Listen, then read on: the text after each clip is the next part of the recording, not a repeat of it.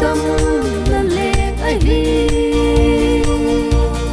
agamin kim đi nay ta lâu đêm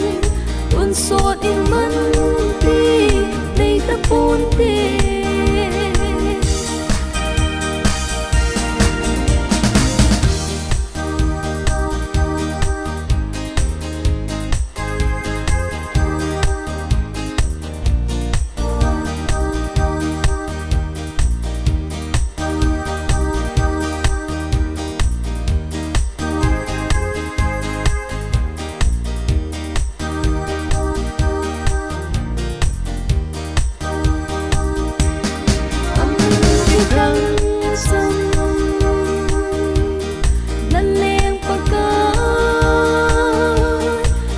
sốt pakai chăm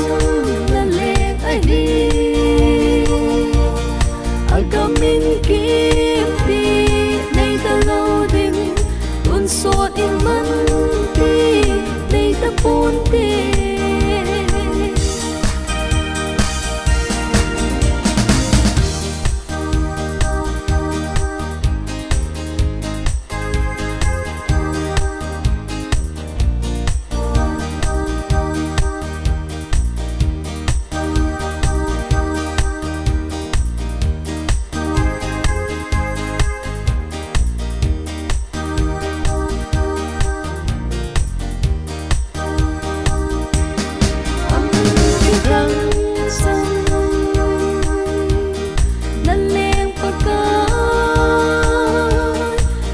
sốt pakai chăm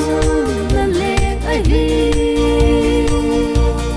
agamin kim đi nay ta lâu đêm tuôn sốt in mắn đi nay ta buồn đi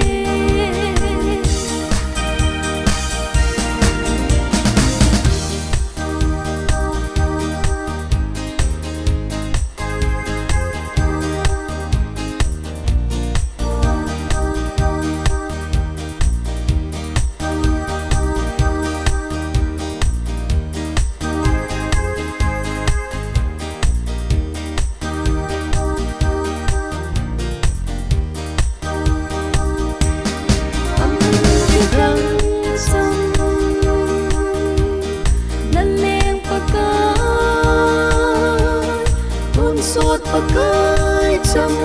là lệ ai đi